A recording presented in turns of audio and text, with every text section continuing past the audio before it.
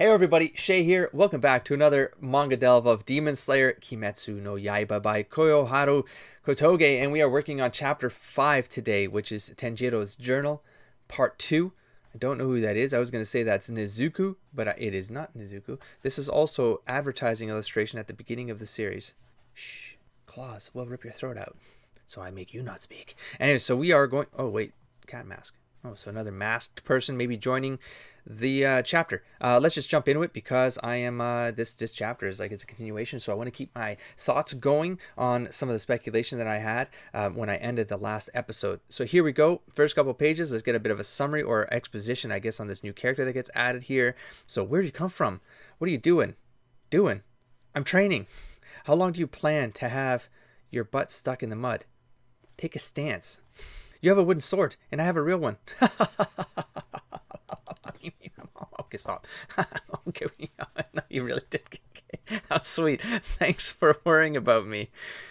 You think you can hurt me? Rest your poor soft heart. This is very curious. I mean, they threw this character at me. I'm legitimately like, yeah. What does it mean? I mean, we're right in the Act 1 for the, well, Act 1 of the Part 2, which is actually the halfway point of Act 2 inside the two-part series, which is going into an Act 3 for the volume. Oh my god. Inception and top spin. Okay, you can't hurt me. I'm stronger than you'll ever be. I've already split a boulder. You split a boulder? You've gained nothing. You haven't mastered anything. Okay, so this guy's going to do something to, like, turn Tanjiro around, but he's just... I mean, I guess it's going to be one whole chapter of him getting wrecked. If it starts with him getting wrecked, how could it, like, get worse? You know, but it has to get worse. That's how stories are told. So halfway through this, at page 8 or 9, right? About, no, 18 page chapter, by the way. So I'm looking at page 8 or 9. Things have to get worse. Oh, cool. So he's talking about the breathing technique taught by Urokudaki. And he's like, you know the master? But then he also says, you just memorize it as a fact.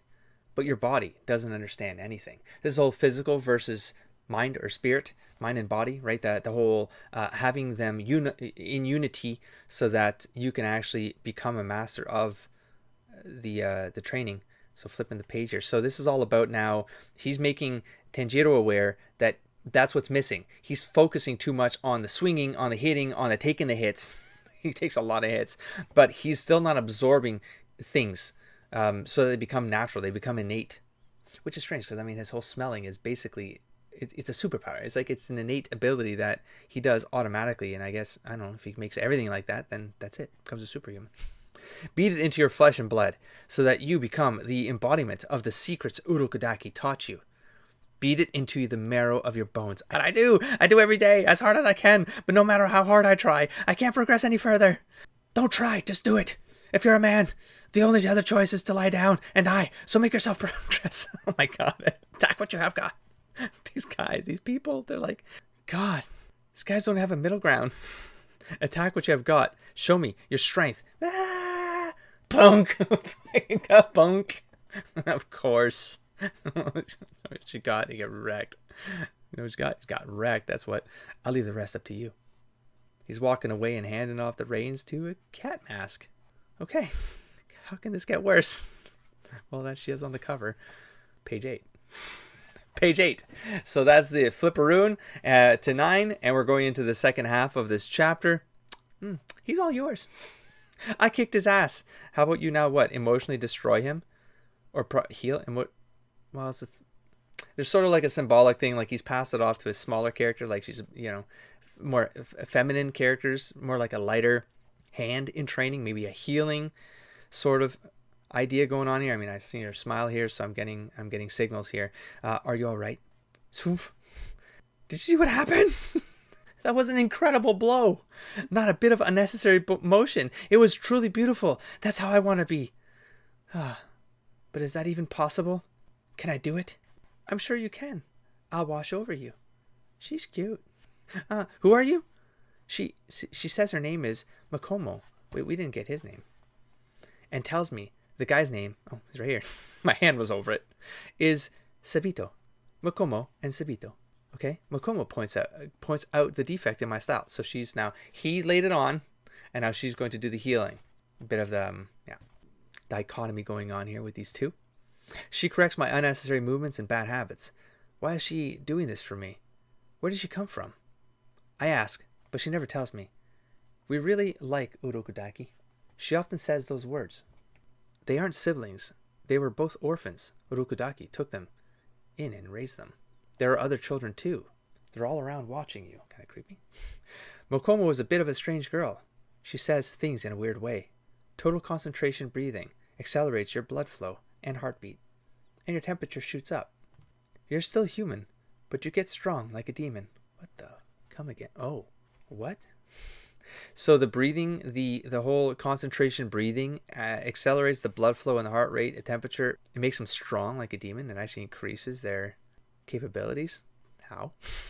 You expand your lungs and bring lots of air into the... Oh, because he's so high up. He's literally training the inside of his body to make him, I guess, just endure more. And so he toughens up. His body starts to react and... All right. Your blood gets excited and your bones and muscles thrill. You get hot and strong. I don't really get it. How can that be? You must train so hard that you could die. Basically, I don't think there's anything else you can do. Death is a massive theme. Even for him to stay alive, it's all about like, do this or die, accept this or die. You know what I mean? Like everything's or like shit. I mean, it could be suggesting the idea that for him to kind of pass that threshold, he needs to understand death. Like death needs to be a part of him, and that there needs to be, again, that harmony maybe with life and death. And he needs to embrace maybe some middle zone. And that's what demon slayers eventually learn how to do. I don't know. I swung my sword so hard that it felt like my arms and legs would come off, and that my lungs and heart would burst in my chest. But I still couldn't beat Sabito. Another 6 months passed until one day, this is the two-year mark. I was paying attention. When I went to face Sabito, he held a real sword. Oh, so today he comes with a real sword. It's like this dude knows that he's ready, but he just needs to get pushed just a little bit more, a little closer to the edge, a little bit more. This is going to be the cat. I feel like this piece right here, this panel is the turning point from Act 2 to Act 3. So I'm just going to count the pages out here because I love to do it. 13, 14, 15, 16. So page 16 is literally the page flip that's going to be the payoff. Is going to happen in that page flip. Now, what happens before there, and just for me to roll back a little bit, it's like the midpoint of this is this smack in the face here, and then she comes in, and he basically has to recalibrate his thinking to like, again, remember the whole like he goes all in, and then remember the trap thing that happened 2 chapters ago, where it's like, okay, these traps are kicking my ass. These traps are kicking my ass, right? There's the patterns here. I'm going to go using a whole different chapter in parallel with this. The traps are kicking my ass. Okay, hold on a second. And now you meet someone. Hold on a second. Maybe if I just chill and listen to my surroundings, listen to myself, just like introspect a little bit, I can smell the traps. So I can listen to the girl and what she's saying to me. She's basically handing off that piece to him. And this is the point where it starts to indicate that an Act 3 is getting set up here, right? He's tried everything. He's reached the end of the line. This is the catalyst. When a catalyst happens is you've given it your all. And then at the end of that your all, something's going to click. Something's going to flick. And he comes with a sword. And now we're going to see what this means. So after a year and a half, you finally got the face of a man. War-torn, beat, abused. Today I will win. The contest was simple. The stronger, faster blade wins. The fight was over in an instant. That day, in that moment, for the first time. Oh shit. My blade reached Sabito first. Page flip. He's gonna learn how to split the boulder. I already looked ahead. Shit. I wish that was on an odd page flip. I wish that was the last. Oh, too bad. Oh shit. When I won, Sabito smiled.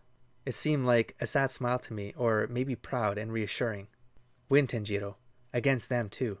Suddenly, Sabito disappeared. He was inside Tanjiro's mind, or Tanjiro had evolved so much that he could smell spirits. And I found that my sword had not cut Sabito's mask. It had split the boulder. Okay? He did cut the boulder with a katana? God damn. Is she? Oh, she's fading away too.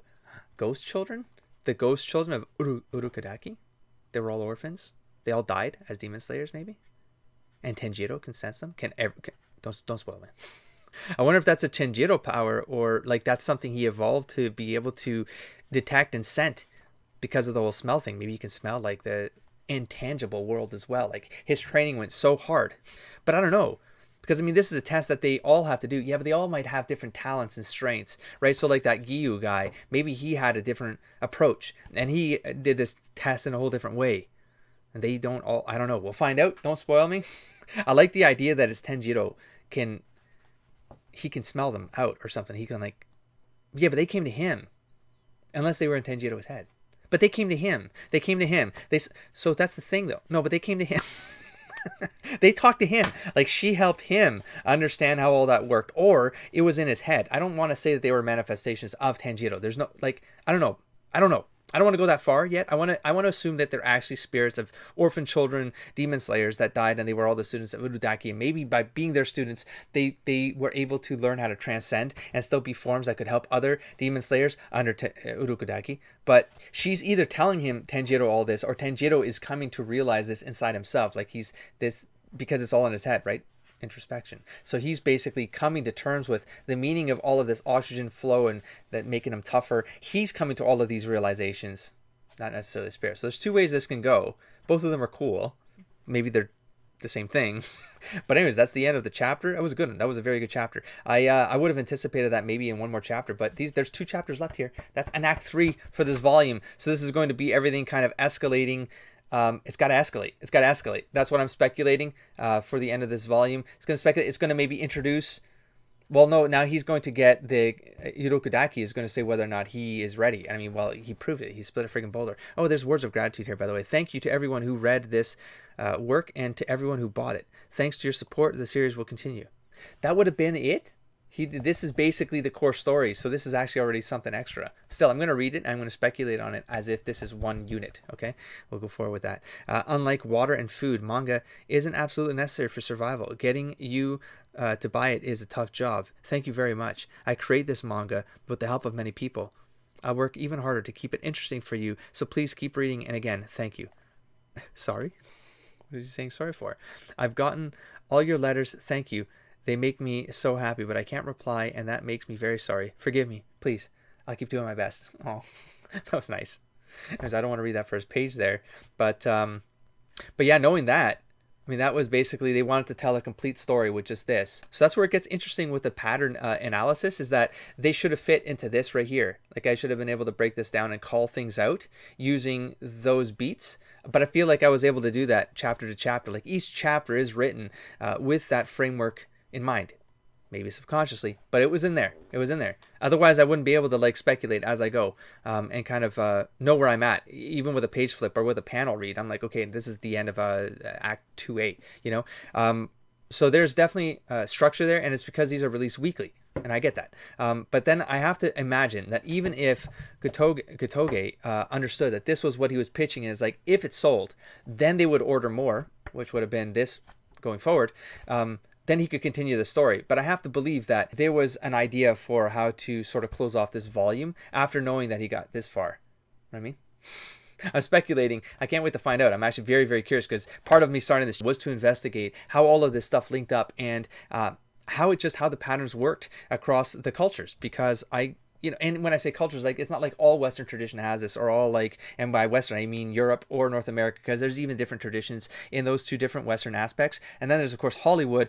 They really like amp up their patternistic approach to things, and that's why movies all start feeling the same. They all feel like cookie cutter stuff, right? It's because they're following a formula, and they really, really lean into that formula because they know it's going to make money. Now, I also believe that there's a formula that exists inside manga. I think that it's more purist. It almost makes me more curious now to know what the last 2 chapters are going to be like, because as a volume, I wanted to see if these patterns held up, right? But knowing that that was supposed to be a complete story, but there's 2 more chapters, I want to know if there's actually some follow through with what Gotoge intended. And then, but in his head, he's like, if these sell, then I will be able to actually conclude the story.